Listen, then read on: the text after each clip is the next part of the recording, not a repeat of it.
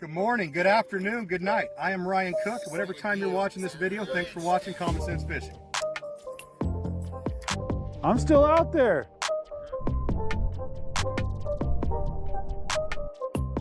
Oh my God. Perfect, I like that. Oh my God, oh my God.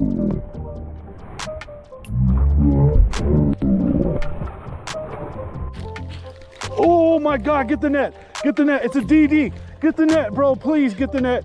Oh my God, this is a DD.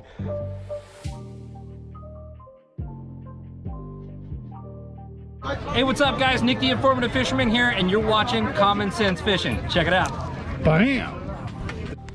When they're monsters like that, they can, huh? What you looking at? Hey guys and gals, thanks for watching Common Sense Fishing. I'm here with Aaron Bettis. Awesome guy here. He's taking care of my reels. Reach out to him on Facebook, leave a comment in the comment section, get a hold of me. But this guy has taken care of 5 of my reels. He's changed out the paw, he's cleaned out my bearings. Really good job. I'm super excited. He's got all my gear working again. So reach out to him. His prices are pretty legit. It's $25 per reel. You know, $5 extra for some really dirty reels or really dirty issues. There's deep cleaning and tuning done on freshwater and saltwater reels.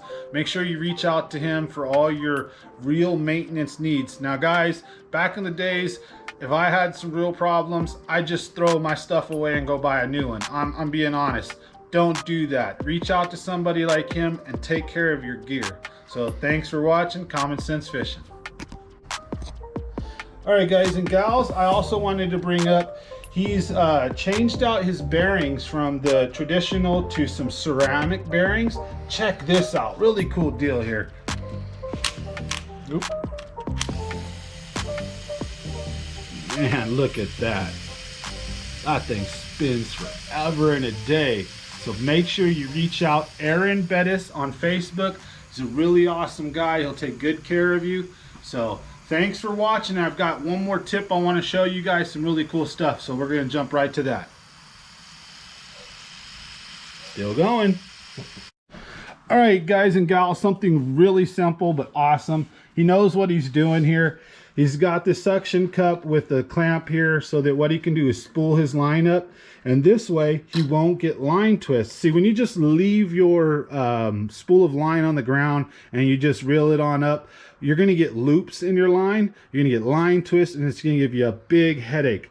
Look at getting something like this so that you can spool your line up and not have to deal with a headache. This is a really good idea. I like it, and I want, you know, to share it with you guys. Now, before we take off, look at this, guys and gals. Really cool setup.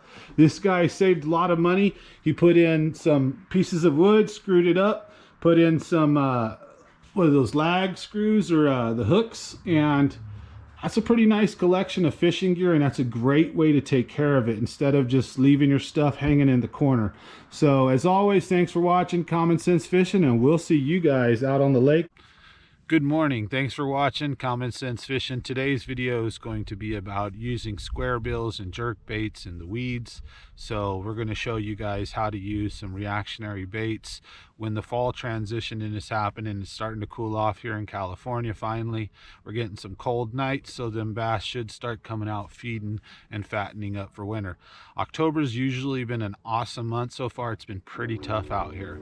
So stick with me and we're going to get right to some fish. So I hope you guys are enjoying today's show, the tips and tricks and little things. But first thing I want to tell you guys about when actually using the lure in the weeds is look for the weeds, look for the lanes, try the lanes first, go along those weed edges. Now if you can't get fish that way, believe it or not, cast your square bill directly into the weeds or behind them, and don't be afraid to use it just like a rattle trap or a jerk bait and rip it through the weeds. If you do it correctly, because the square bill floats, it will pull the weeds into like a V shape, and when you jerk it, it will float backwards, and then you can reel it right out of those weeds. I'll show you what I'm talking about, so pay attention. Now, first off, what line you're using, what rod you're using. Everything is very important. But today I'm just throwing this on my Carbon Light Johnny Morris rod with the Revo reel, and we're just doing this for some demonstrative purposes. So what I want to do is find some weeds, and as soon as I do, you'll notice how my rod changes. Look at the vibration. Do you see the vibration on my rod? When that feels any different at all, I know I got something on my square bill, right? So there's plenty of it out here. We're gonna find a patch, and when we do, you guys will notice my rod tip will load up, like as if I either have a fish on or you know, like I ran into something. Obviously weeds, right? Another tip for you guys: change up your speed in which you're reeling. So, you know, sometimes give it a quick reel, sometimes slow it down. So little jerking actions and little speed ups can help a lot. So I'll show you what I'm talking about. So I'll be reeling along at a steady rate, and occasionally there's some weeds right there. See? Look at one jerk came right out. Sometimes you need to do two. Oh, there's another set. Boom. Came out with nothing on it, see? Another little trick here. You ever get your square bill all knotted up like this? Instead of messing with it, just take your hands and tap your pole until it comes undone. Pretty easy, right?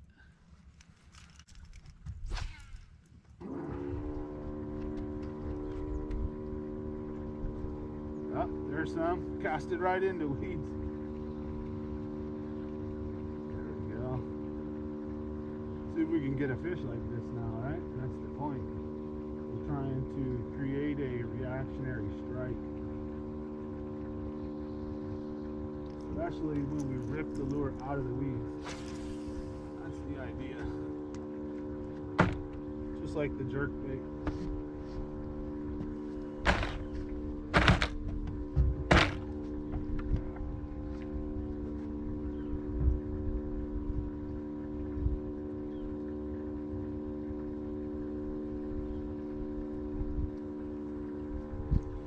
Okay, we'll see you guys in a second. I'm gonna get the deck cleared off.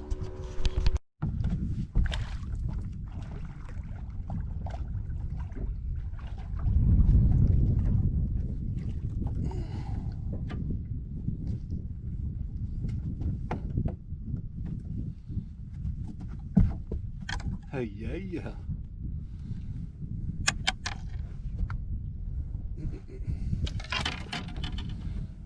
Common sense fishing, out here getting them. Thanks for watching. Hey, ladies and gentlemen. All right, I want to share with you guys one of my, I like to say, top secret lures. So right now we're in the fall transition.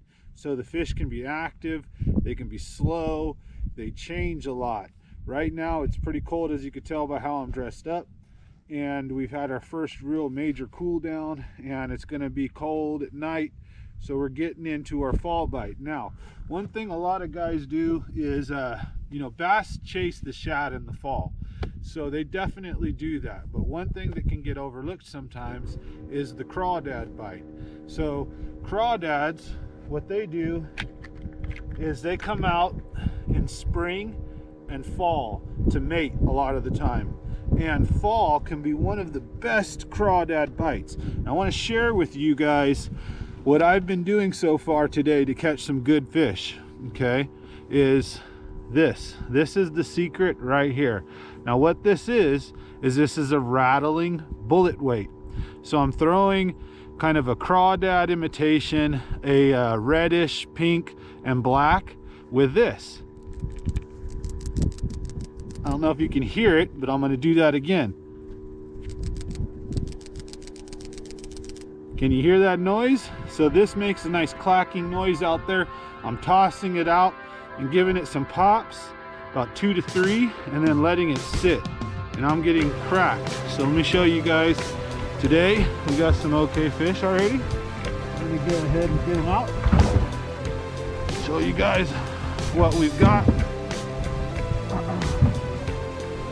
so far on the crawdad with the rattling bullet weight. So we're out here smacking them. Hope you enjoyed today's show. We're using the rattling bullet weight, and we're going to be dragging Senkos through the weeds. So stay tuned, and we'll see you guys on the first or next fish. Bye.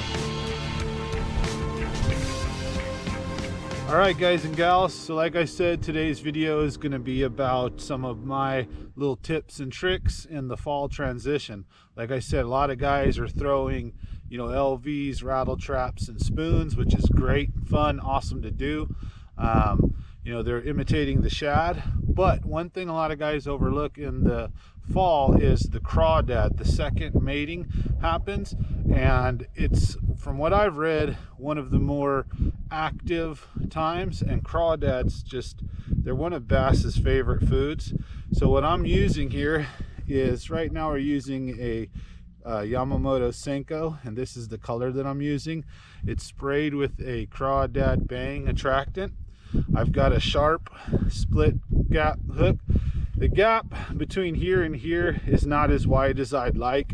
We'll get into that in a different video, but hook selection is very important. Today I'm just using some of my cheaper hooks. Got my better stuff for tournaments and stuff like that. But this is one thing I really wanted to show you guys, and it's the rattling bullet weight. You can get it at Bass Pro Shops. There's many places online that sell them. But a lot of guys will throw a bead on there to try to create a similar knocking sound, like a clacking noise, because crawdads, that's kind of one of the main ways bass key in on them. When they crawl along the rocks, they make this kind of clacking and tapping noise. So the bass will key in on this. So let's see if we get any luck. We're going to go ahead and toss it up on this point, see if we can get something to pick it up.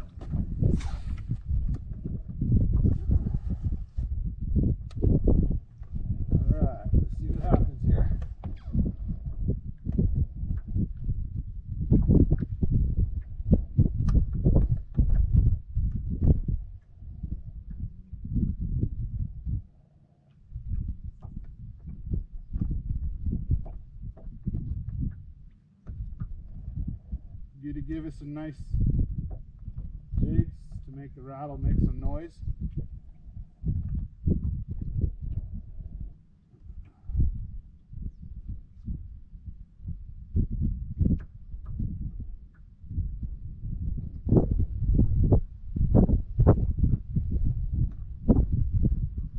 Another thing you can do with a rattling Texas bullet weight is pull your line tight. Tap your line like that, tap your pole, create a vibration in it, and get that rattle real going.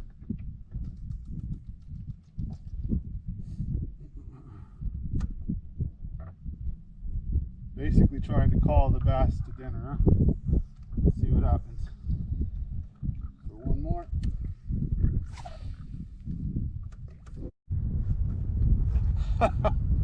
I wish I had you guys on.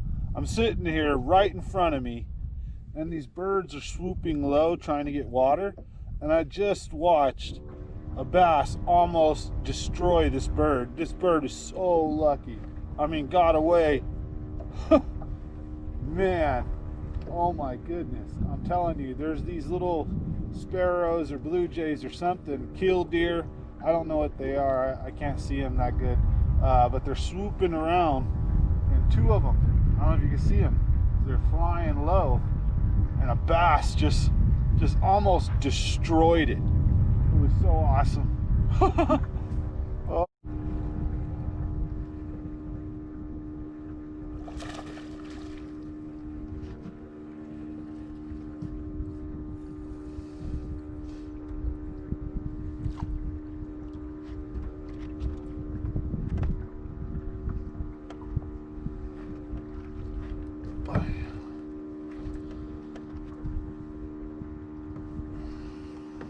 Nice.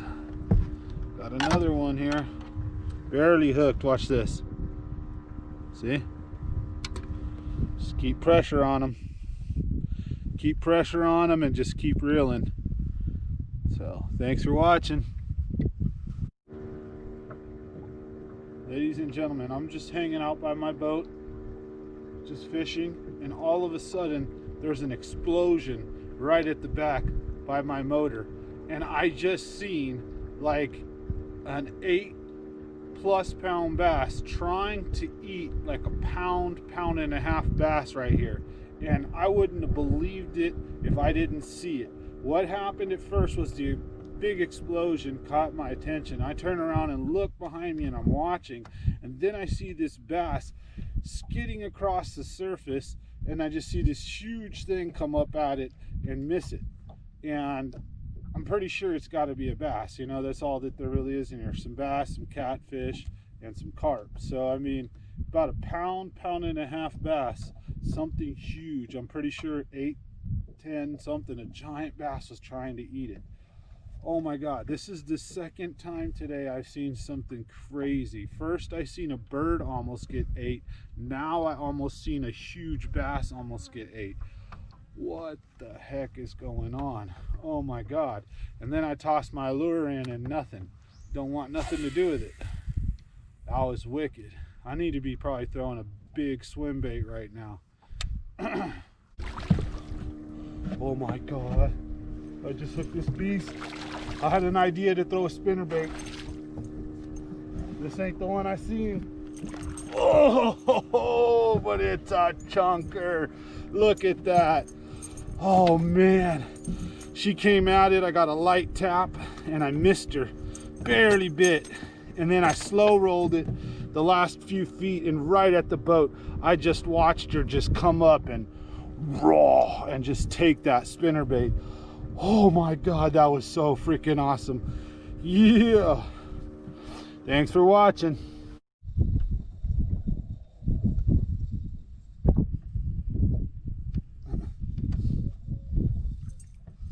Man, she just came right out from underneath the boat right here, dang near. That was so awesome. That was so awesome, guys and gals. Hopefully we get another one and get you guys to see it from start to finish. Oh my goodness.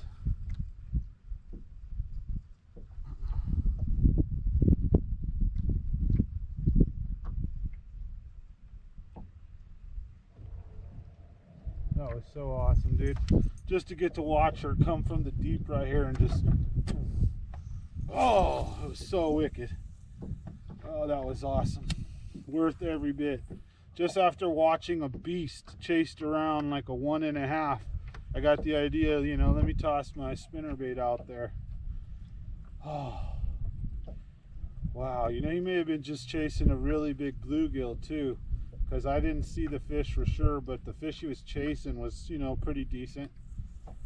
And it was a monster bass. And then right here, you know, the crazy thing is it looked like there were 2 of them coming up for it at the same time, and this one got it. I couldn't see how big the other one was. They were kind of next to each other, like competing for it. Oh, it was so awesome. I wish you guys could have seen that. It's got me shaking still.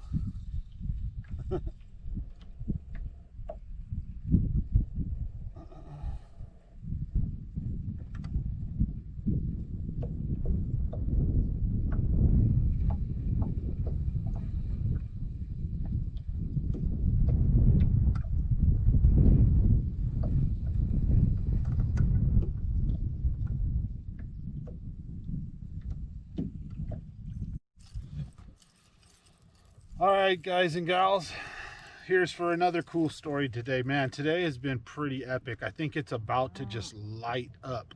So I'm trying to find that key combination, and hopefully I think I found it with this Stacy right here. Lucky Craft Stacy, 6 to 8 foot diver. I haven't thrown it yet, but here's what happened. I was throwing an Ish Monroe Biggie Papa's crankbait, and I think I had got a bite is what it felt like. So I ripped it real hard, and then I just kept reeling it in, and I noticed right when it got to the boat and it was coming up, there was about a 6-pounder, 5 or 6 pounder that was slowly swimming at it, and then at the last minute turned away because it got to the boat, you know, probably seen me, or just decided no. And I look, and you can see the weeds ripping up where I had actually ripped through the weeds, where I had hit something, you know, thought it was a bite and ripped through it. So, you know, I'm going to throw this jerkbait. I threw it earlier, no luck, but I've seen some action. I got that spinnerbait fish, and I had a bite on the spinnerbait too. So with that being said, let's hope we can get a fish on this. So I'll see you guys on the next one.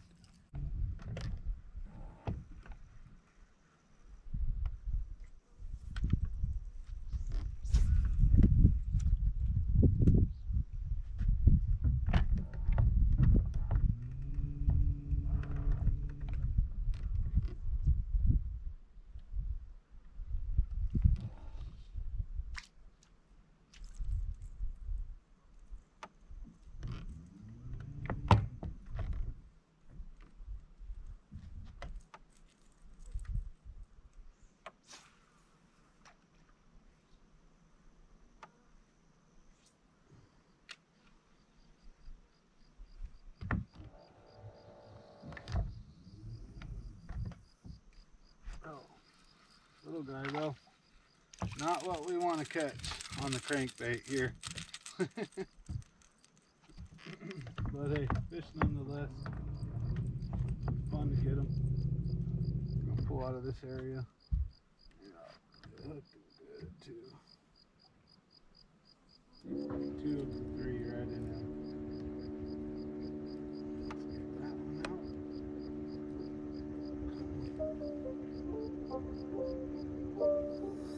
Not again. It's a rich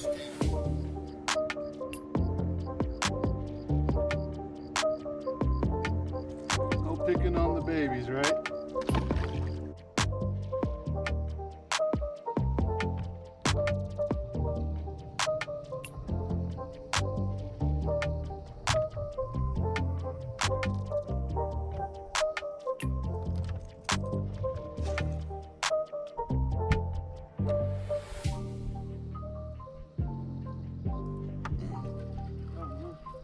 Little guy, huh?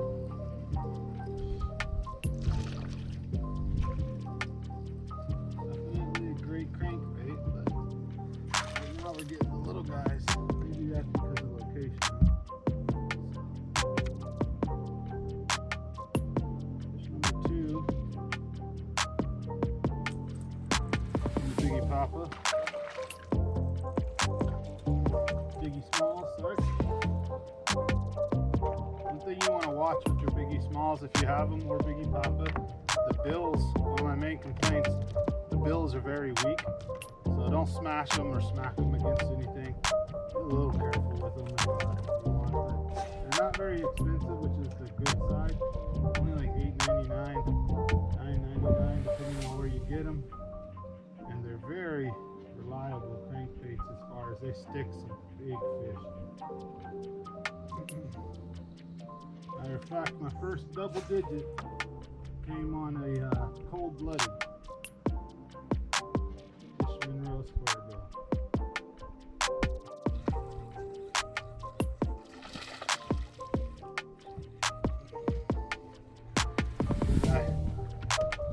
Hey, fish is a fish, take them. So, closing out the day. Just got keeper number 5, it looks like. Yeah. Alright guys and gals, thanks for watching Common Sense Fishing.